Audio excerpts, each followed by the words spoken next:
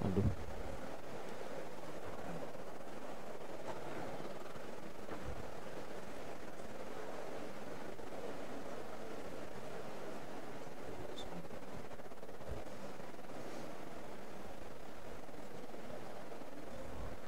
Handphone anak yang kecil ambilkan. Yang kecil.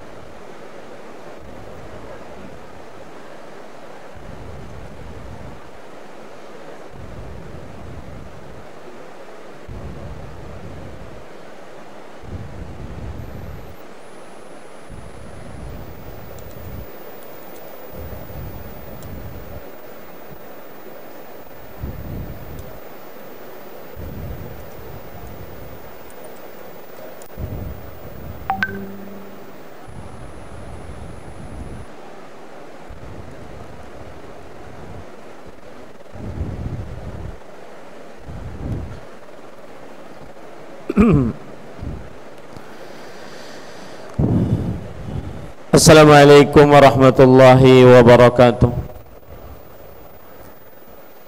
Bismillahirrahmanirrahim. Innal hamdalillah nahmaduhu wa nasta'inuhu wa nastaghfiruh wa na'udzu billahi min shururi anfusina wa sayyiati a'malina. Man yahdihillahu fala mudilla lahu wa man yudlil fala hadiya lahu.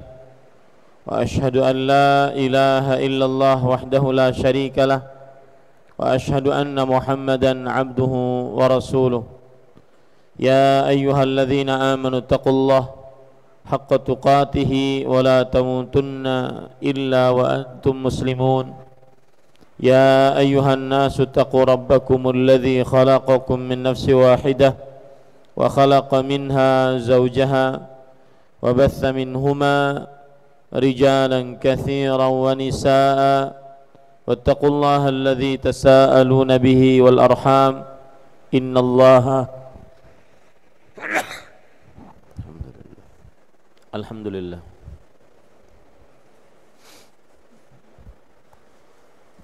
إن الله كان عليكم رقيبا يا أيها الذين آمنوا اتقوا الله وقولوا قولا سديدا يصلح لكم أعمالكم ويغفر لكم ذنوبكم ومن يطع الله ورسوله فقد فاز فوزا عظيما أما بعد فإن أصدق الحديث كتاب الله وأحسن الهدي هدي محمد صلى الله عليه وعلى آله وسلم وشر الأمور محدثاتها وكل محدثة بدعة وكل بدعة ضلالة وكل ضلالة في النار. Alhamdulillah, kita bersyukur pada Allah Subhanahu wa taala pada hari ini, hari Sabtu sore 3 Rabiul Akhir 1441 Hijriah, kita dimudahkan oleh Allah Subhanahu wa taala untuk duduk bersama di dalam Masjid Al-Amin Samarinda, Kalimantan Timur, dalam sebuah kajian rutin membaca matan Al-Ghayah wa Taqrib, atau yang dikenal dengan matan Abi Syuja' karena penulisnya disebut dengan Abi Syuja', atau yang dikenal dengan Ghayatul Ikhtisar, Ghayatul Ikhtisar, yang ditulis oleh Al-Imam Al-Syeikh Ahmad bin Al-Husain bin Ahmad Al-Asfahani rahimahullahu ta'ala. Salawat dan salam semoga selalu Allah berikan kepada Nabi kita Muhammad sallallahu alaihi wa ala alihi wasallam, pada keluarga beliau, para sahabat, serta orang-orang yang mengikuti beliau sampai hari kiamat kelak. Dengan nama-nama Allah yang husna dan sifat-sifatnya yang mulia, kita berdoa, Allahumma inna nas'aluka ilman nafi'an wa rizqan tayyiban wa amalan mutaqabbala. Wahai Allah, sesungguhnya kami memohon kepada Engkau ilmu yang bermanfaat, rezeki yang baik, dan amal yang diterima. Allahumma amin.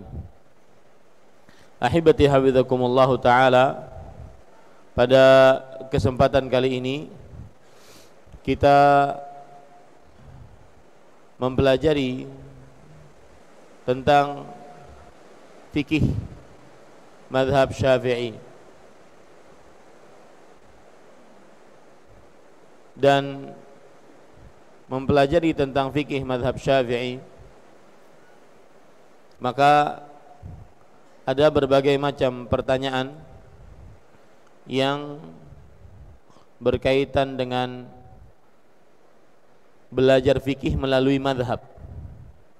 Belajar fikih melalui mazhab. Yang pertama yaitu hukum bermadhab. Salah satu dari mazhab-mazhab fikih yang 4 di dalam Islam. Hukum bermadhab, salah satu dari mazhab-mazhab fikih di dalam agama Islam. Maka saya bawakan di sini perkataan Al-Allamah Al-Syeikh Muhammad bin Ibrahim salah seorang ulama ahli fatwa, ketua ahli fatwa kerajaan Arab Saudi sebelum Syekh Ibnu Baz rahimahullahu taala. Beliau mengatakan at-tamadhhub bimadhhabin min al-madhahib al-arba'ati sa'igh bal huwa bil ijma'. Bermadhab dengan salah satu madhab dari madhab-madhab fikih yang 4 boleh, bahkan bolehnya itu berdasarkan ijma'. Au kal ijma' wala mahdhura fihi, atau seperti sudah disepakati. Bermadhab salah satu dari madhab-madhab fikih yang 4 itu boleh dengan ijma', artinya dengan kesepakatan para ulama setelah wafatnya Nabi Muhammad sallallahu alaihi wasallam, atau seperti ijma', yaitu sepertinya para ulama sudah bersepakat bolehnya bermadhab dengan salah satu madhab dari madhab fikih yang 4 dan tidak ada larangan di dalamnya. Kalintisabi ila ahadil arba'ah, seperti menisbatkan diri kepada salah satu dari 4 madhab. Fa innahum a'immatun bil ijma', karena mereka adalah para imam, para pemimpin ulama dengan kesepakatan para ulama.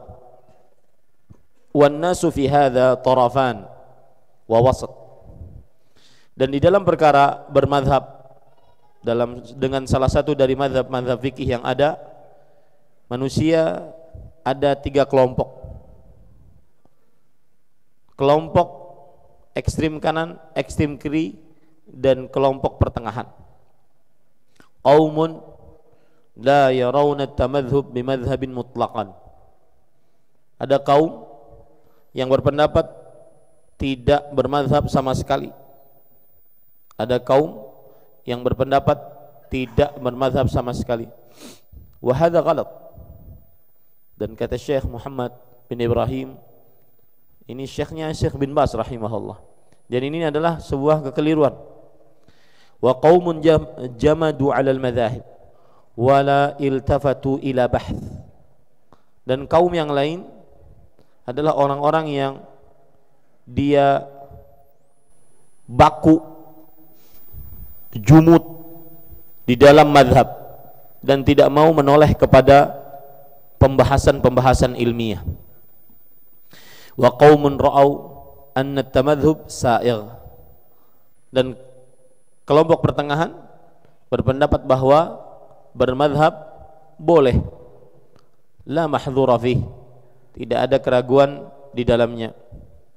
Fama rajjahat dalilu ma'a ayyi ahadin minal madhahib al-arba'ah aw ghairihim akhadhu bihi. Maka apa saja yang dikuatkan oleh dalil dari salah satu madhab fikih yang 4 atau selainnya, maka ia atau mereka mengambil pendapat tersebut. Mana yang kuat dengan salah satu dari mazhab tersebut berserta dalilnya, mereka mengambil pendapat tersebut. Ini berkaitan dengan mazhab, yaitu hukum bermadhab boleh berdasarkan ijma' atau seperti sudah diijma'kan oleh para ulama. Tidak ada pelarangan di dalamnya, boleh. Ingat ya, boleh, bukan wajib ya, boleh. Beda hal tersebut antara wajib dengan boleh. Kemudian ahibati hafizakumullah ta'ala,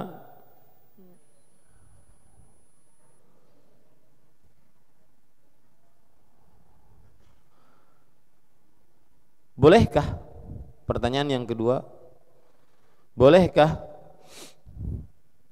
seorang muslim beriltizam harus bermadhab dengan madhab tertentu? Bolehkah seorang muslim berpegang, bukan harus, berpegang dengan madhab-madhab tertentu dalam madhab fikih? Maka saya bawakan di sini perkataan Al-Imam Ibnu Baz rahimahullahu taala. Beliau mengatakan al-madzahibul arba'ah madzahibu ulama. Madhab imam yang 4 adalah madhabnya para ulama. Arba'atu ulama tafaqahu fid din wa alimu man ittasala bihim.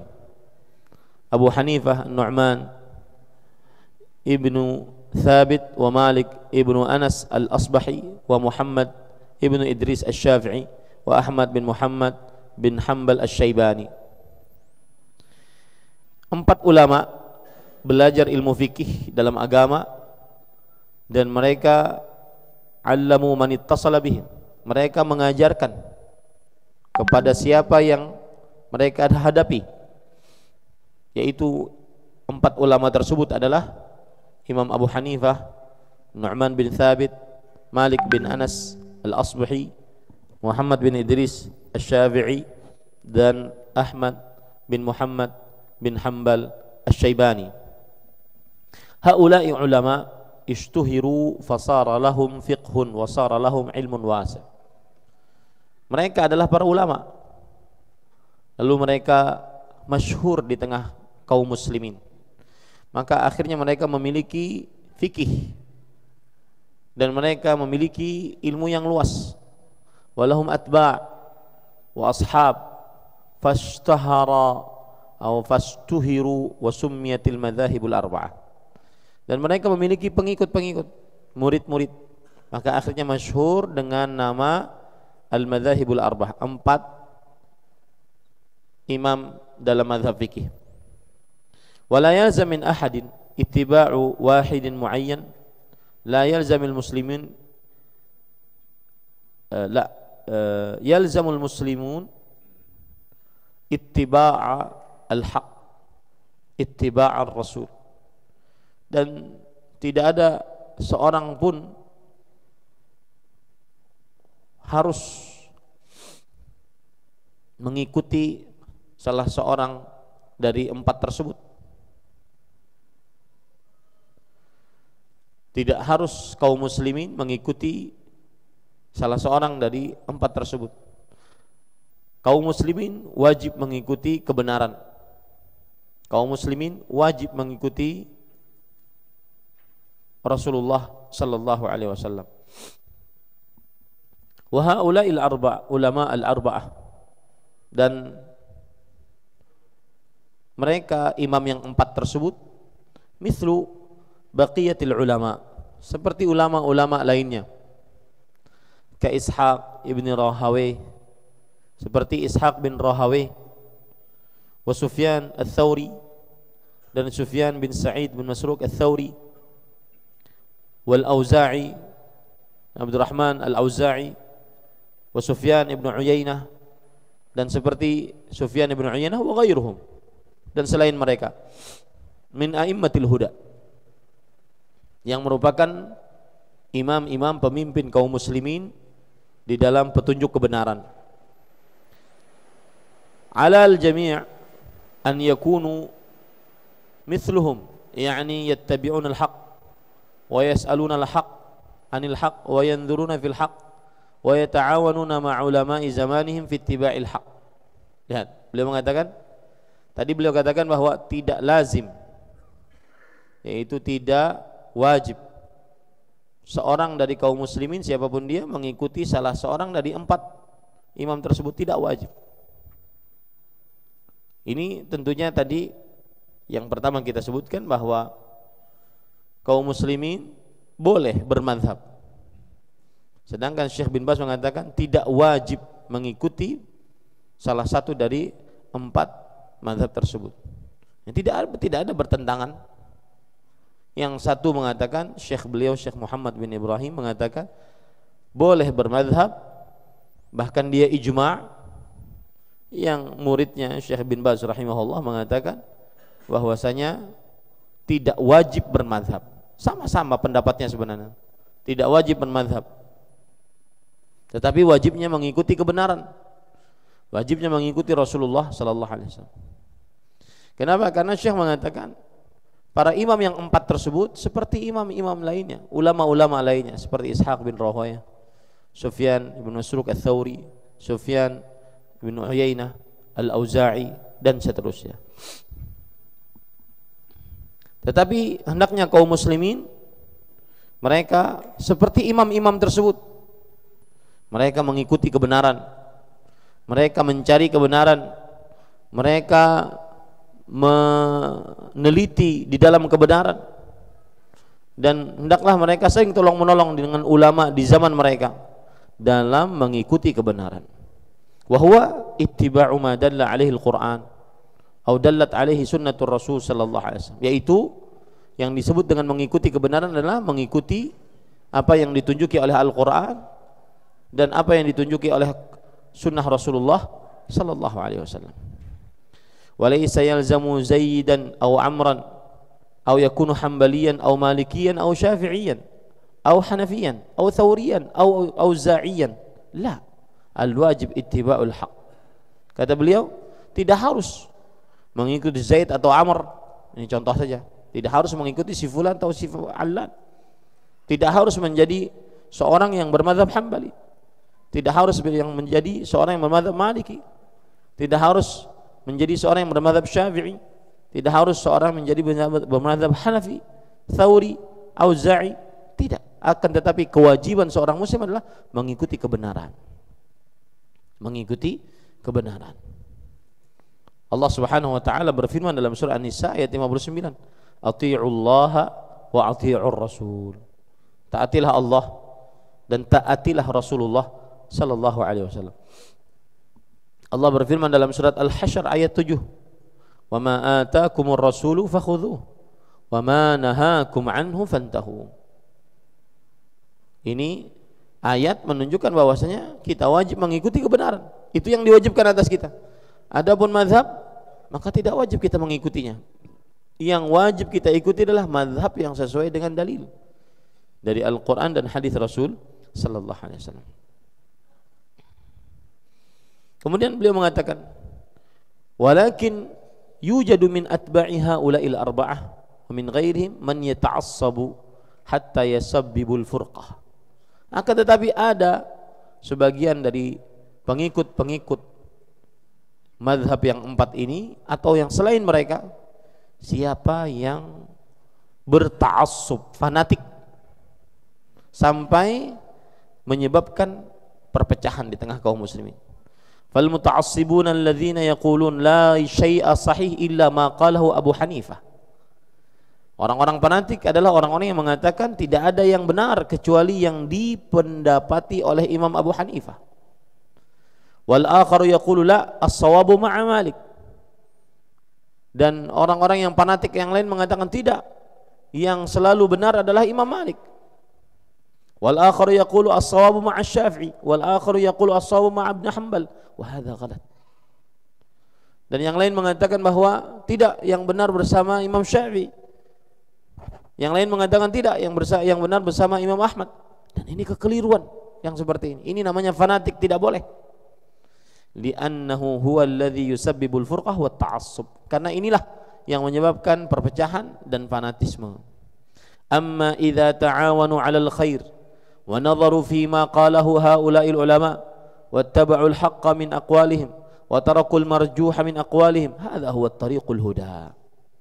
Adapun jika saling tolong menolong dalam mencari kebaikan, kemudian meneliti apa saja yang dikatakan oleh para ulama tersebut dan mengikuti kebenaran dari perkataan-perkataan mereka dan meninggalkan perkataan-perkataan yang lemah, pendapat-pendapat yang lemah dari para imam tersebut, maka inilah jalan petunjuk.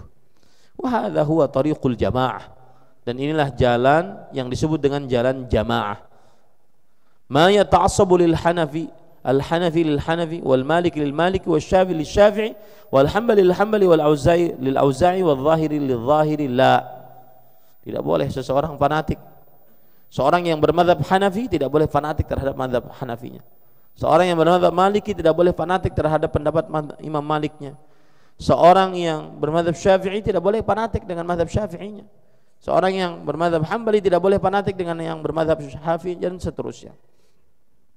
Yajibu an yakuna al-hadafu ittiba'ur rasul. Ini penting. Hendaklah yang menjadi tujuan, yang menjadi target adalah mengikuti Rasulullah sallallahu alaihi wasallam. Was-sairu ala manhajihi, dan berjalan di atas jalannya, fi ma jaa minal ilmi wal huda, yang beliau ajarkan dari ilmu dan petunjuk. Wa yata'awanul maliku wal hanafi wasyafi'i wal hanbali wa ghairuhum yata'awanuna ala fahmi kitabillah wa sunnati Rasulillah sallallahu alaihi wasallam wa ala ittiba'il haqq, la yata'assabun, la yata'assabu li hadha li syaikhi wa hadha li madhhabihi wa hadha li fulan au fulan, la. Beliau mengatakan wajib tujuan kita, target kita mengikuti sunnah Rasul sallallahu alaihi wasallam dan berjalan di atas sunnah Nabi Muhammad sallallahu alaihi wasallam yang beliau bawa berupa ilmu dan petunjuk. Hendaknya orang yang bermadzhab Maliki saling tolong menolong dengan yang bermadzhab Hanafi, saling tolong menolong dengan yang bermadzhab Syafi'i, saling tolong menolong dengan yang bermadzhab Hambali dan selain mereka. Hendaknya saling tolong menolong di dalam memahami Al-Qur'an dan hadis Rasul sallallahu alaihi wasallam. Hendaknya saling tolong menolong dalam mengikuti kebenaran. Tidak boleh fanatik. Tidak boleh fanatik untuk seorang ustadz, seorang syekh, sebuah madhab, perkataan fulan, perkataan allan. Tidak boleh fanatik. Ya. Ini para ikhwan yang dirahmati oleh Allah Subhanahu wa taala. Kemudian Al-Imam Ibnu Baz rahimahullahu taala mengatakan al-wajib an yakuna al-kitab wa sunnah fawqa al-jami'. Yang wajib bagi kita adalah menjadikan Al-Quran dan sunnah Nabi Muhammad SAW di atas seluruh madhab tersebut. Wa an takuna niyyatuhu salihatan wa an yakuna al-hadaf wal ihrasu ala muwafaqatil haqq alladhi jaa bihi kitabullah wa jaat bihi sunnatu Rasulillah sallallahu alaihi wasallam. Hendaknya niatnya niat yang benar. Hendaknya tujuannya dan juga kegigihannya adalah sesuai dengan kebenaran yang ada dalam Al-Quran dan hadis Rasul sallallahu alaihi wasallam. Sawa'un kana wafaqa al-madhhab asy-Syafi'i aw wafaqa madhhab Ahmad aw wafaqa madhhab Malik aw wafaqa madhhab al-Hanafiyyah. Baik itu sesuai dengan pendapat madhab Imam Syafi'i, Imam Ahmad, Imam Malik atau Imam Hanafi. Wa hadza kalamu al-a'immah al-ulama anfusuhum yaquluna hadza. Dan ini adalah perkataan para ulama. Imam Syafi'i mengatakan seperti itu, Imam Ahmad bin Hanbal mengatakan seperti itu. Tidak boleh fanatik. Ini poin penting dalam bermadhab. Tidak boleh fanatik dalam bermadhab. Tetapi kita fanatik terhadap Al-Quran dan hadis. Madhab yang sesuai dengan Al-Quran dan hadis, itulah pendapat yang benar. Tidak boleh fanatik. Dan imam-imam sendiri yang mengatakan seperti itu. Al-a'immatul arba'atu yaqulun la tuqalliduna wa khudhu min haitsu akhadna. Imam-imam yang empat mengatakan jangan kalian taklid buta, mengikuti tanpa tahu dalil. Itu namanya taklid. Jangan kalian taklid kepada kami. Mengikuti tanpa tahu sebab, itu namanya taklid. Jangan kalian mengikuti kami, mentaklid kami. Dan ambillah dari mana kami mengambilnya, itu dari Al-Quran dan hadis Rasul sallallahu alaihi wasallam. Jadi boleh dikatakan para ikhwah, perkataan para ulama dalam mazhab-mazhab tertentu itu membantu untuk belajar fikih, bukan dia sebagai referensi hukum. Ingat tuh baik-baik. Perkataan-perkataan mazhab membantu untuk belajar fikih, bukan dia sebagai referensi hukum. Hukum fikih bukan. Nah. Kemudian ahibati hafizakumullah taala, Ahmad yaqulu dzalik wa Malik yaqulu dzalik wa Syafi'i yaqulu dzalik wa Abu Hanifah yaqulu dzalik. Kata Syekh Imam Ahmad, Imam Syafi'i, Imam Abu Hanifah, Imam Malik, seluruhnya mengatakan seperti itu. Jangan kalian taklid buta dengan kami, tetapi ambillah dari mana kami mengambilnya. Sumber imam yang empat ini adalah Al-Quran dan hadis Rasul sallallahu alaihi wasallam. Wa ghairuhum yanhauna an taqlidihim wa yanhauna an ittiba'i ma qaluhu bighairi dalil wa bighairi hujjah. Dan selain mereka melarang, dan selain mereka melarang untuk taklid. Taklid tadi apa? Mengikuti tanpa tahu sebab, tanpa tahu dalil. Mereka melarang untuk bertaklid kepada mereka. Mereka melarang untuk mengikuti apa yang mereka ucapkan tanpa dalil. tanpa hujjah, sandaran hukum yang kuat. Ya'muruna atba'ahum an yanzuru fil adillah. Para imam yang 4 tersebut memerintahkan pengikut-pengikutnya untuk melihat kepada dalil. Wa yattabi'una al-adillah, dan mengikuti dalil. Wa ya'khuduna bil haqq, dan mengambil mana pendapat yang lebih benar sesuai dengan dalil yang ada. Wa yaquluna idza khalafa qauluna ma jaa fil kitabi was sunnah fad'u qaulana. Dan mereka mengatakan, kalau seandainya ada ucapan kami yang bertentangan dengan Al-Quran dan Sunnah, maka tinggalkan ucapan kami. Utruku qaulana, khudhu bi kitabillah wa sunnati rasulih sallallahu alaihi wasallam. Yaitu tinggalkan pendapat kami dan ambillah Al-Quran dan hadis Rasul sallallahu alaihi wasallam. Hakadha yaqulun rahmatullah alaihi. Begitulah mereka mengatakan, semoga Allah merahmati mereka. Ini para ikhwan yang dirahmati oleh Allah Subhanahu wa taala. Hum nasahu linnas, walakin ba'd al-atba' min jahlihim ta'assabu lahum bighairi hujjah wa bighairi dalil hatta farraqu dinahum wa dharru bin nas. Mereka sudah berbuat baik kepada manusia, mengingatkan itu kepada manusia. Jangan taklid, ikuti dalil, jangan taklid kami, ikuti dalil. Ya, tetapi sebagian pengikut mereka ada yang fanatik, tanpa ada dalil, tanpa ada hujjah, yang akhirnya memecah belah manusia, yang akhirnya membahayakan kaum muslimin. Nah, itu jawaban Syekh Imam Ibnu Baz rahimahullah ta'ala. Apakah lazim, wajib seorang muslim bermadhab dengan mazhab tertentu? Maka poin-poin yang boleh saya ringkas dari jawaban beliau tadi adalah, yang pertama, bahwasanya mazhab yang 4 tersebut adalah mazhabnya para ulama. Yang kedua, imam yang 4 tersebut adalah imamnya para ulama, para ulama, imam-imam dari para ulama. Kemudian yang ketiga, imam yang 4 tersebut seperti ulama-ulama lainnya. Ulama-ulama lainnya seperti Ishaq bin Rahuyah, Sufyan bin Uyainah, Sufyan bin Thawri, Al-Auza'i, dan yang lainnya, seperti ulama-ulama lainnya. Yang keempat, yaitu yang diwajibkan bagi kita adalah mengikuti dalil, bukan mengikuti mazhab. Yang diwajibkan bagi kita adalah mengikuti dalil, bukan mengikuti mazhab. Yang kelima yang beliau sebutkan adalah bahwa tidak boleh taklid terhadap mazhab tertentu, yang tidak menerima kebenaran kecuali dari mazhab tersebut. Tidak boleh taklid terhadap mazhab tertentu yang tidak menerima kebenaran kecuali dari mazhab tersebut. Kemudian yang keenam, bahwasanya kita harus menjadikan Al-Quran dan Sunnah di atas seluruh mazhab. Mazhab yang sesuai dengan Al-Quran dan Sunnah, itulah mazhab yang diikuti, itulah kebenaran. Kemudian yang ketujuh, yaitu para ulama dari imam yang 4 ini, mereka senantiasa mengajak untuk tidak boleh taklid, mengikuti buta tanpa tahu sebab dan dalil.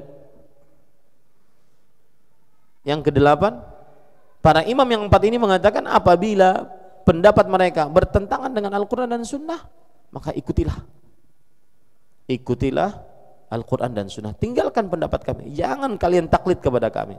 Nah, ini 8 poin jawaban Syekh tentang wajibkah bermazhab tertentu.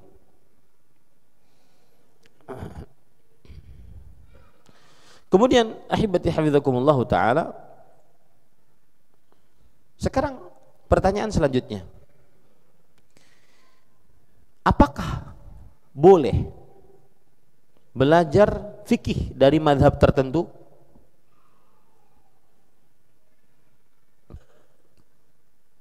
Ataukah tidak boleh? Jadi misalkan kita karena di Indonesia, dan di Indonesia kebanyakan bermadzhab Syafi'i, maka kita mempelajari mazhab Syafi'i untuk belajar fikih. Bolehkah demikian? Belajar salah satu mazhab fikih untuk mengetahui ilmu fikih. Maka para ikhwan yang dirahmati oleh Allah Subhanahu wa taala, di sini ada 2 keadaan. Di sini ada dua keadaan.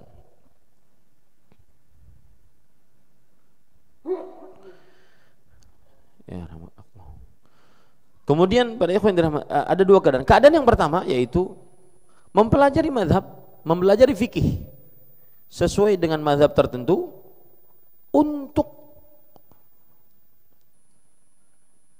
mendapatkan kekuatan ilmu fikih dengan cara yang mudah.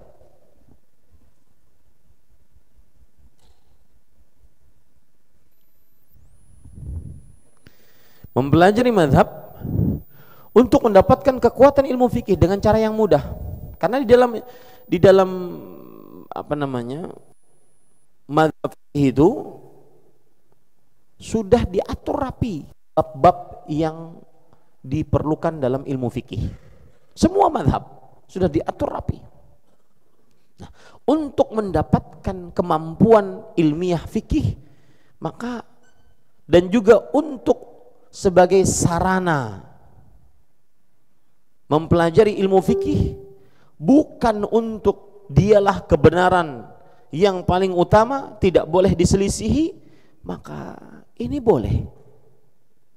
Belajar fikih dengan seperti ini adalah perkara yang boleh dan tidak tercela. Bahkan dia thariqah hasanah masyru'ah. Dia jalan yang baik untuk belajar ilmu fikih dan disyariatkan. Ini keadaan pertama para ikhwah, yaitu keadaan apabila seseorang belajar salah satu dari mazhab-mazhab fikih untuk memiliki kekuatan ilmu fikih dengan cara yang mudah, atau untuk menjadikan sarana bisa belajar ilmu fikih, ya, sarana bisa belajar ilmu fikih, bukan untuk mencari atau bukan untuk mencari mazhab itu sebagai satu-satunya yang benar. Tidak ada yang benar kecuali mazhab tertentu. Tetapi dia menjadikan belajar ilmu fikih dari mazhab tertentu tersebut untuk mengetahui ilmu fikih yang ada. Tetapi kapan nampak baginya dalil, maka dia mengikuti dalil yang ada, meskipun bertentangan dengan mazhab yang sedang dia pelajari. Maka pekerjaan seperti ini apa? Boleh. Pekerjaan seperti ini adalah boleh. Ini sekali lagi saya ulangi, bolehkah belajar fikih melalui salah satu mazhab fikih? Maka jawabannya apa? Kalau untuk mendapatkan kemampuan ilmu fikih atau sebagai sarana bisa belajar ilmu fikih atau sebagai sarana mengetahui pendapat-pendapat para ulama, bukan berarti dia yang paling benar, tidak ada yang benar kecuali pendapat tersebut, maka ini boleh, maka ini diperbolehkan. Ini para ikhwan yang dirahmati oleh Allah Subhanahu wa taala. Lihat perkataan Imam Az-Zahabi, ulama Islam abad ke-8 Hijriah. Beliau mengatakan, sya'nu talibi an yadrusa awalan musannafan fil fiqh. Keadaan para penuntut ilmu, hendaknya dia belajar pertama kali satu buku di dalam ilmu fikih, satu buku. Mudah-mudahan ini termasuk di dalamnya. Ya, kita belajar matan Al-Ghayah wa Taqrib atau matan Abi Syuja' atau disebut dengan Ghayatul Ikhtisar. Wal ghalibu fi hadzal musannaf la siyama fi zaman adh-dhahabi annahu sayakunu ala madhhabi min al-madhahib al-ma'rufah. Fa idza hafizahu. Nah, kalau seandainya sudah menghafalnya, bahathahu wa tala asy-syuruh. Lalu dia meneliti satu mazhab tersebut. Dia meneliti syarah-syarah dari satu buku ini. Fa in kana dhaqiyan faqihun nafs wara hujaj al-a'immah falyuraqibillah wal yahtatta lidinih fa inna khairad din al-wara' wa man taraka asy-syubuhat faqad istabra li dinihi wa irdihi wal ma'sum man 'asamahu Allah. Kalau seandainya dia pintar, dia bisa mengambil ilmu-ilmu fikih, dia bisa melihat pendapat-pendapat para ulama, maka hendaknya dia muraqabah kepada Allah dan hati-hati dalam mengambil pendapat, karena sesungguhnya sebaik-baik agama adalah wara'. Dan barang siapa yang meninggalkan syubhat, maka sungguh dia telah melepaskan menyelamatkan agama dan kehormatannya. Dan yang terjaga dari kesalahan adalah orang yang dijaga oleh Allah Subhanahu wa taala. Apa maksud dari Imam Az-Zahabi? Jadi kalau ada orang penuntut ilmu baru ingin belajar ilmu fikih, maka dia ambil satu kitab fikih, lalu dia pelajari, lalu dia lihat syarah penjelasan dari para ulama tentang kitab ini. Baru setelah itu apa? Kalau dia kuat keilmiahannya, maka dia naik kelas. Dia lihat perkataan-perkataan para ulama, dalil para ulama. Lalu setelah itu dia mengambil pendapat mana yang lebih kuat. Dengan muraqabah kepada Allah, dengan sikap wara', dengan tidak bermudah-mudah. Yang sesuai dengan dalil, itulah yang diikuti. Nah, ini keadaan pertama. Boleh belajar mazhab fikih kalau untuk mendapatkan kekuatan ilmu fikih atau sarana untuk belajar fikih ya, bukan berarti menjadikan mazhab fikih tersebut satu-satunya yang benar, tidak menerima kebenaran kecuali dari mazhab tersebut. Ini tidak boleh. Baik. Keadaan yang kedua, para ikhwan yang dirahmati oleh Allah, yaitu seseorang fanatik, terlalu berlebihan saat belajar ilmu fikih. Fanatik terlalu berlebihan saat belajar ilmu fikih.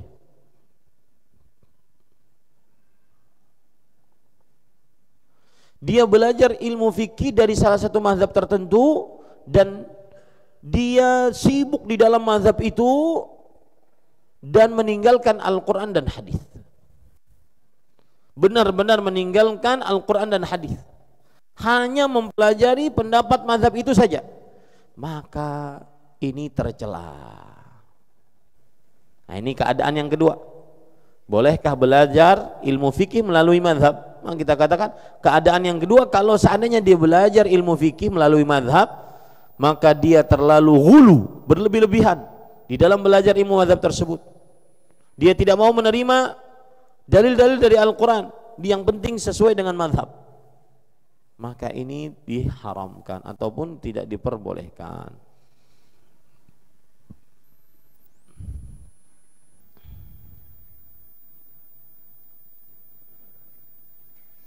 Lihat, ini penting nih. Pertanyaan. Sebagian orang bertanya, saya ingin belajar fikih, bolehkah saya mengambil fikih sunnah yang ditulis oleh Syekh Sayyid Sabiq, fikih sunnah, antum tahu kan? Kemudian ditambah dengan Tamamul Minnah yang ditulis oleh Syekh Al-Albani rahimahullah. Kemudian saya belajar Sahih Fiqh Sunnah yang ditulis oleh Kamal Sayyid Salim. Kemudian saya belajar Fiqh Sunnah Al-Muyassarah yang ditulis oleh Dr. Abdullah Al-Mutlaq.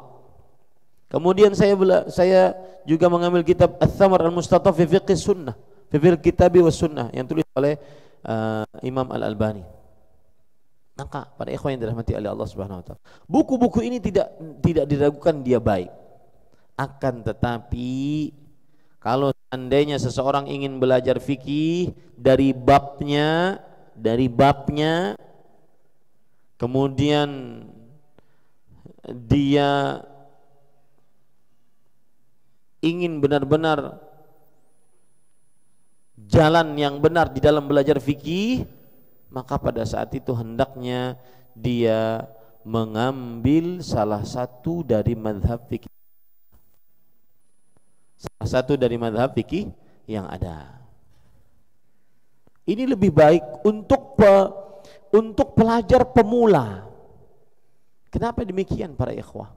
Karena kitab-kitab yang disebutkan tadi, dari mulai Sahih Fikih Sunnah dan seterusnya, itu adalah kitab-kitab fikih yang sudah diramu sedemikian rupa, kemudian dikuatkan pendapatnya oleh si penulis kitabnya.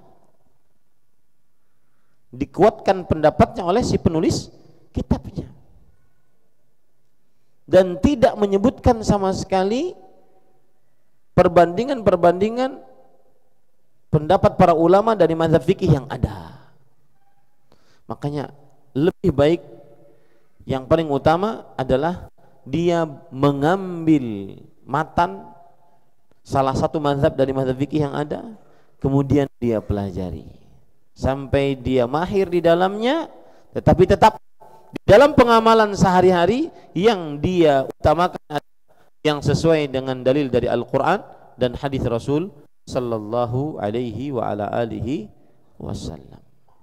Nah, sesudah kita pahami itu para ikhwah, sekarang kita belajar disebut dengan matan al-ghayah wat taqrib.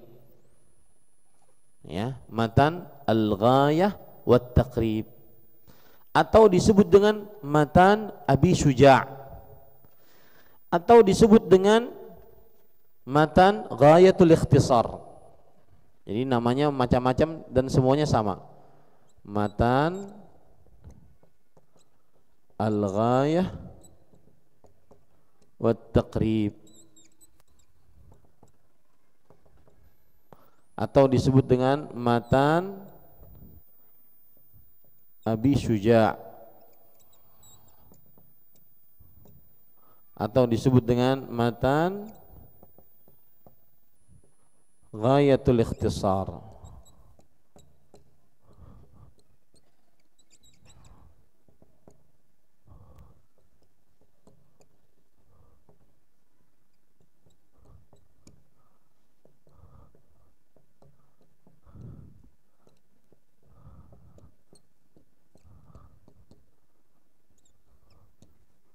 Matnu al-ghayah al-ikhtisar, Ghayatul Ikhtisar.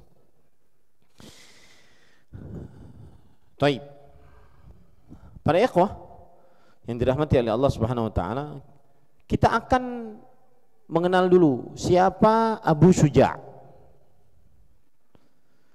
Nama beliau adalah Ahmad bin Al-Husain bin Ahmad. Nama beliau Ahmad bin Al-Husain bin Ahmad.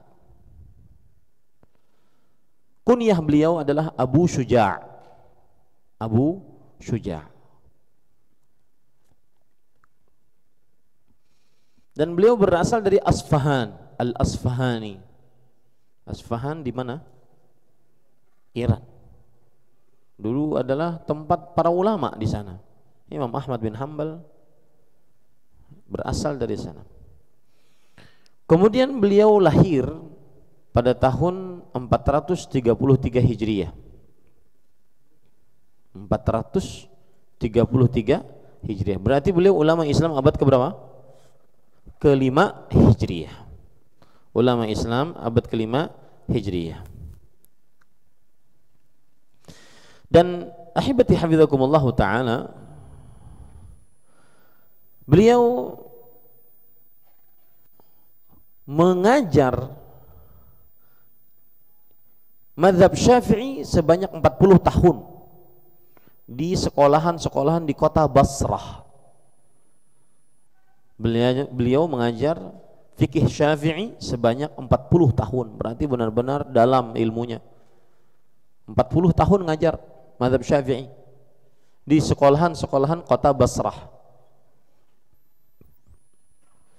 Dan beliau termasuk ulama yang panjang umur, hidup sampai 160 tahun. 160 tahun. Meskipun umurnya panjang, tetapi hampir seluruh anggota tubuhnya tidak ada yang rusak. Matanya masih sehat, telinganya masih sehat, hidungnya masih sehat, giginya masih sehat, tangan, kaki. Kemudian beliau ditanya ketika umur yang panjang tersebut, kenapa seluruh anggota tubuhnya masih sehat? Maka beliau mengatakan, ma asaitullaha ta'ala bi'udwin minha fis sighar fahafidhahallahu ala alayya fil kibar.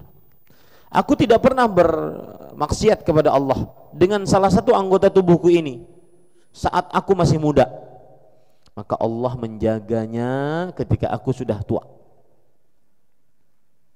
Ini menjadi pelajaran bagi kita yang ingin anggota tubuhnya sehat walafiat, terutama otak, tidak mudah pikun. Ya, karena pikun itu kan sering diejek-ejek. Makanya Rasulullah SAW minta perlindungan dari penyakit pikun. Allahumma inni a'udzubika minal haram. Ya Allah, aku berlindung darimu dari penyakit haram. Haram adalah penyakit pikun. Maka beliau mengatakan, aku tidak pernah bermaksiat dengan anggota tubuh ini saat aku masih muda. Maka Allah Subhanahu wa ta'ala menjagaku saat aku sudah tua.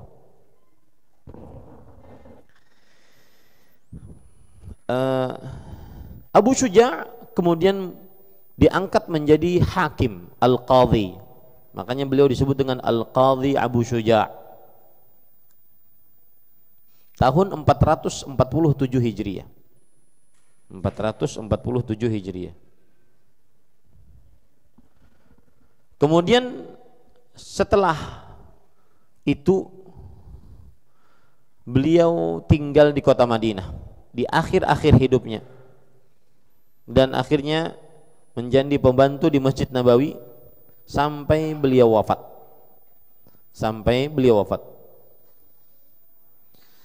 Dan beliau dikuburkan di masjidnya yang beliau bangun di rumah beliau di sisi pintu Jibril alaihissalam. Di sisi pintu Jibril alaihissalam, dekat dengan kuburan Nabi Muhammad sallallahu alaihi wa alihi wasallam.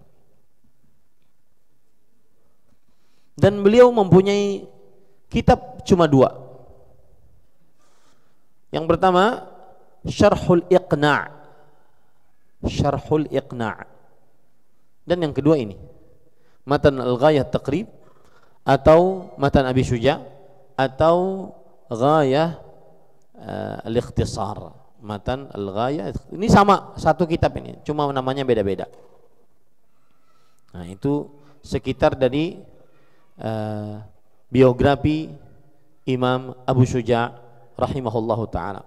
Sekarang kita baca apa yang disebutkan oleh Imam Abu Syuja' rahimahullahu ta'ala. Beliau mengatakan Bismillahirrahmanirrahim, dengan nama Allah yang Maha Pengasih lagi Maha Penyayang. Dan saya berharap ada matan ini sudah diterjemahkan dalam bahasa Indonesia. Maka diharapkan untuk memilikinya. Alhamdulillahirabbil alamin wa sallallahu ala sayyidina Muhammadin an-nabi wa alihi at-tahirin wa sahabati ajma'in. Segala puji bagi Allah Rabb semesta alam.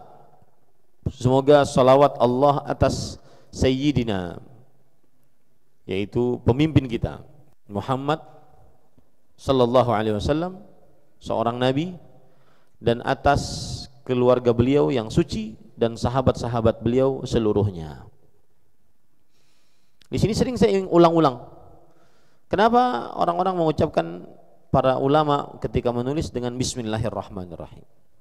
Yang pertama, ingin mengikuti Al-Quran yang setiap suratnya dimulai dengan Bismillahirrahmanirrahim. Yang kedua, mencontoh Nabi Muhammad sallallahu alaihi wasallam ketika menulis surat kepada pembesar-pembesar. Yang ketiga, bertabarruk dengan nama Allah Subhanahu wa taala, Allah Ar-Rahman Ar-Rahim. Ya, jadi seakan-akan kalau kita mengucapkan Bismillahirrahmanirrahim, Bismillahirrahmanirrahim, ya Allah saya menulis, maka tolonglah dengan namamu ya Allah, dengan namamu ya Rahman, dengan namamu ya Rahim, tolonglah tulisan ini. Seakan-akan seperti itu. Kemudian Bismillahirrahmanirrahim adalah hendaknya seorang muslim senantiasa mengawali perbuatannya dengan Bismillahirrahmanirrahim. Sebagaimana beberapa doa ketika keluar rumah, ketika menaiki kendaraan, dan seterusnya. Alhamdulillahirabbil alamin, segala puji hanya milik Allah, Rabb semesta alam. Wa sallallahu ala sayyidina Muhammadin an-nabi wa alihi at-tahirin wa sahabati ajma'in. Qala al-qadhi Abu Syuja' Ahmad bin Al-Husain bin Ahmad Al-Asfahani rahimahullahu ta'ala, sa'alani ba'dul asdiqa hafizahumullah taala. Lihat ya. Beberapa kawan-kawan beliau Imam Abu Syuja' mengatakan murid-murid sebagai kawan. Ya, murid-murid sebagai kawan. Ini menunjukkan tawadhu'nya Al-Imam Abu Syuja' rahimahullahu taala. Tawadhu'nya beliau.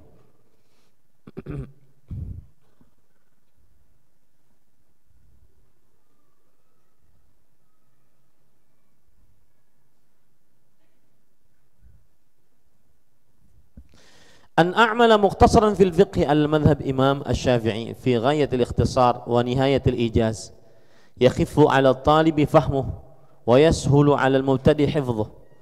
Lihat, sebagian kawan-kawanku memintaku untuk berbuat ringkasan dalam fikih dalam mazhab Syafi'i yang sangat ringkas dan sangat padat, yang ringan bagi penuntut ilmu pemahamannya, kemudian mudah bagi penuntut ilmu pemula penghafalannya.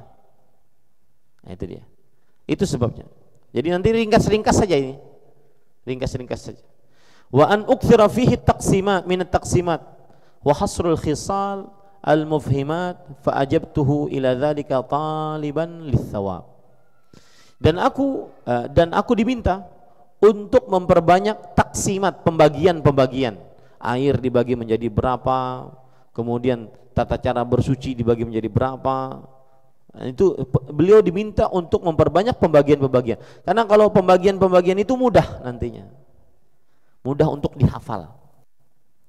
Ya. Wa hasrul khisal al-mufhimat, dan membatasi sifat-sifat yang penting yang bisa dipahami. Lalu aku bersedia untuk melakukan itu, berharap pahala. Raghiban ilallahi fit taufiqil shawab, berharap kepada Allah Subhanahu wa taala mendapatkan petunjuk dalam kebenaran. Innahu ma 'ala ma yasha'u qadir wa bi 'ibadihi khabirun basir. Sesungguhnya Allah Maha kuasa atas segala sesuatu dan Allah Maha mengetahui, Maha melihat terhadap hamba-hambanya. Baik. Sekarang kita mulai. Penulis mengatakan Kitabut Thaharah. Kitabut Thaharah. Al-kitab mustaq dari al-katbu. Ini kan tema kita sekarang, bab pertama adalah Kitabut Thaharah.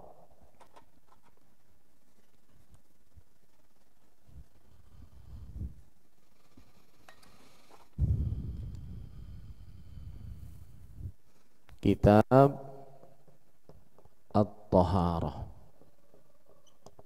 Ini sekarang kita bicarakan nih Kitabut Taharati. Nih, kitab diambil dari kata al-katbu. Kitab diambil dari kata-kata al-katbu yang artinya mengumpulkan. Yang artinya apa? Mengumpulkan. Maka kitab berarti kumpulan tulisan-tulisan. At-Taharah artinya di dalam bahasa an-nadhafah, kebersihan. Secara bahasa At-Taharah artinya adalah kebersihan. Sedangkan di dalam pengertian syariat, Taharah adalah ibaratun an raf'il hadath wa au izalatin najas. Perhatikan baik-baik. Beliau mengatakan, sedangkan di dalam terminologi syar'i, taharah adalah ungkapan tentang mengangkat hadas atau menghilangkan najis. Au fi ma'nahuma au ala suratihima, atau yang semakna dengannya atau yang sesuai dengan gambaran keduanya. Saya ulangi, taharah artinya adalah secara bahasa apa tadi? An-nadhafah, kebersihan. Taharah secara bahasa artinya apa? Kebersihan.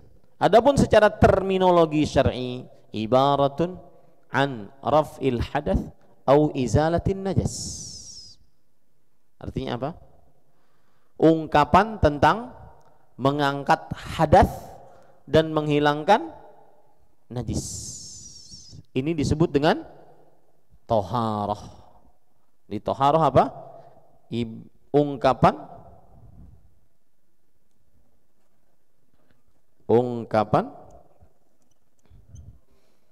tentang mengangkat hadas. Lihat ini ya, hadas dan menghilangkan najis. Hilangkan najis. Inilah pengertian dari apa? Dari taharah. Sekarang ungkapan tentang mengangkat hadas. Apa itu hadas? Hadas adalah keadaan pada diri seseorang yang menahan seseorang untuk bisa beribadah kepada Allah Subhanahu wa taala. Keadaan pada diri seseorang yang menahan seseorang untuk bisa beribadah kepada Allah Subhanahu wa taala. Hadas ada dua macam, hadas besar, hadas kecil. Hadas besar seperti haid, nifas, junub. Hadas besar. Hadas kecil seperti buang air besar dan kecil, kentut.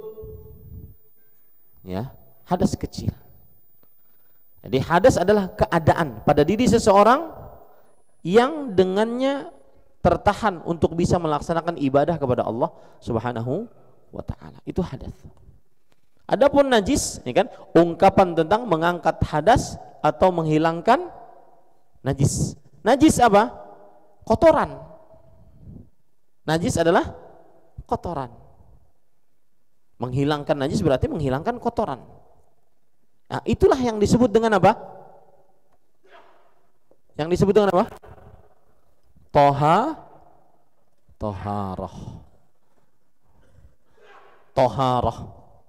Toharah, ungkapan tentang mengangkat hadas, menghilangkan najis. Apa itu hadas? Sudah kita tahu. Apa itu najis? Najis kotoran.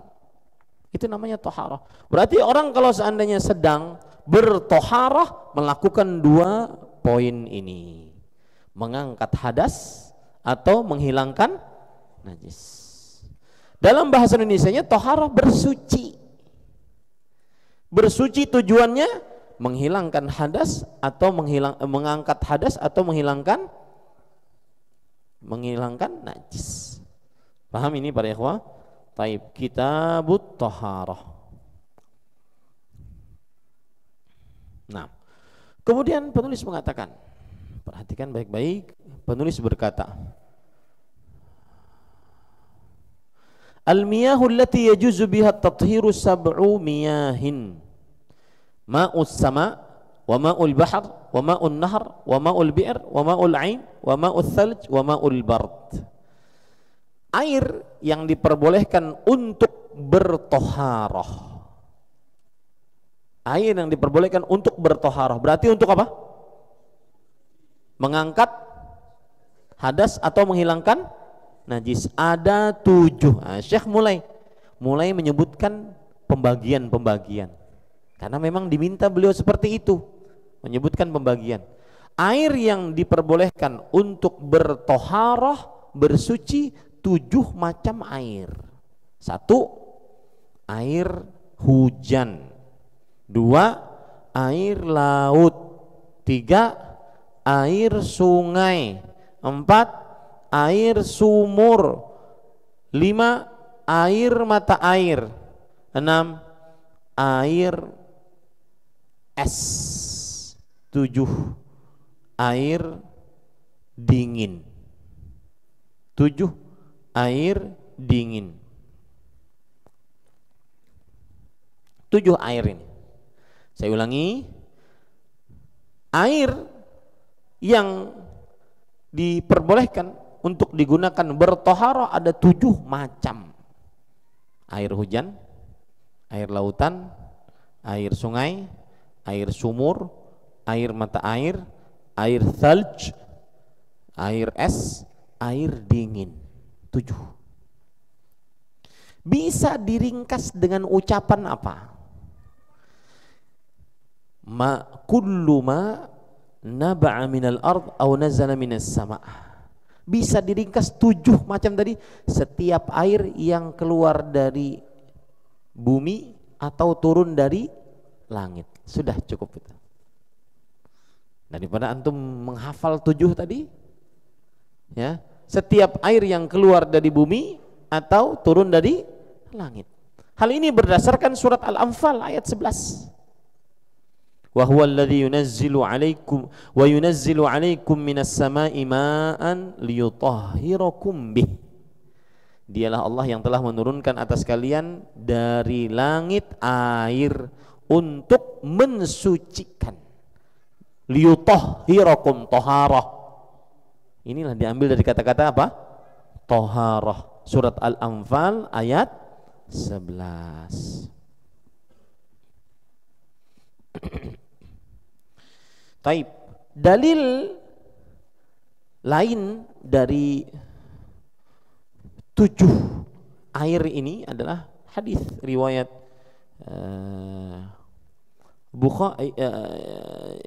Bukhari, Muslim, kemudian juga Imam Tirmidzi, Abu Daud, Nasai.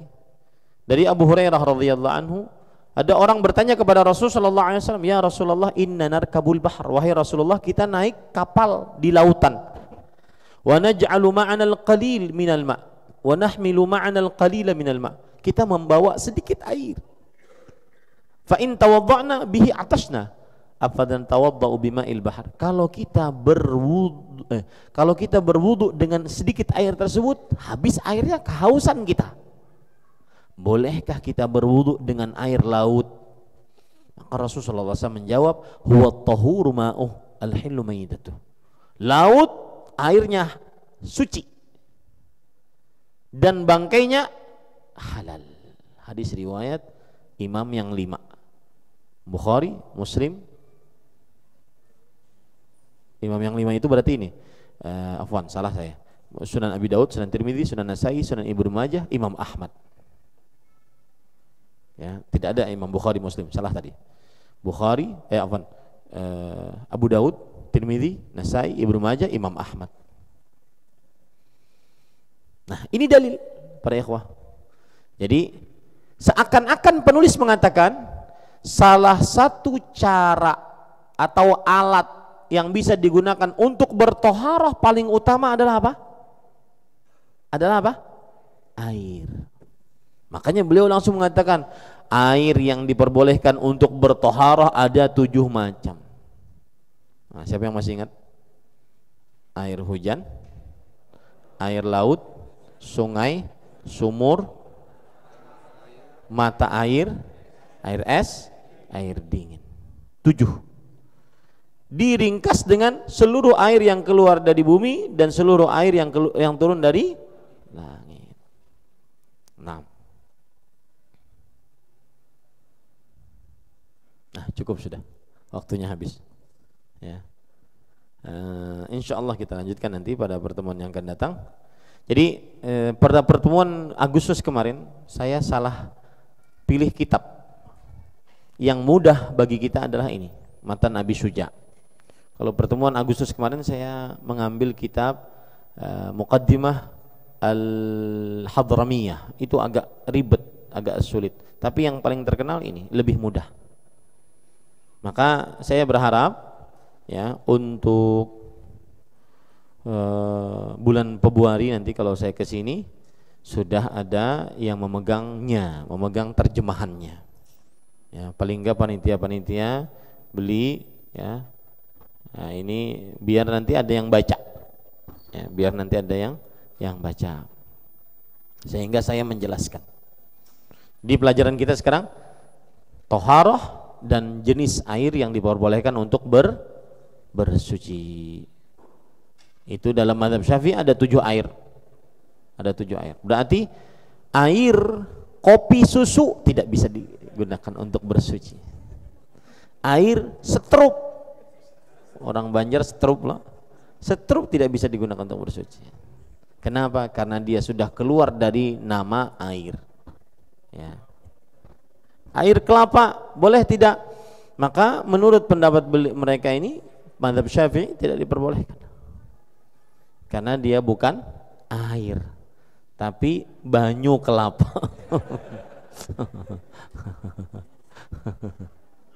Cukup kiranya, saya mau siap-siap untuk kajian setelah maghrib. Kita cukupkan dengan kafaratul majlis. Subhanakallah bihamdik, asyhadu an la ilaha illa anta astaghfiruka wa atubu ilaik. Wa sallallahu nabiyana Muhammad walhamdulillahirabbil alamin. Wassalamualaikum warahmatullahi wabarakatuh.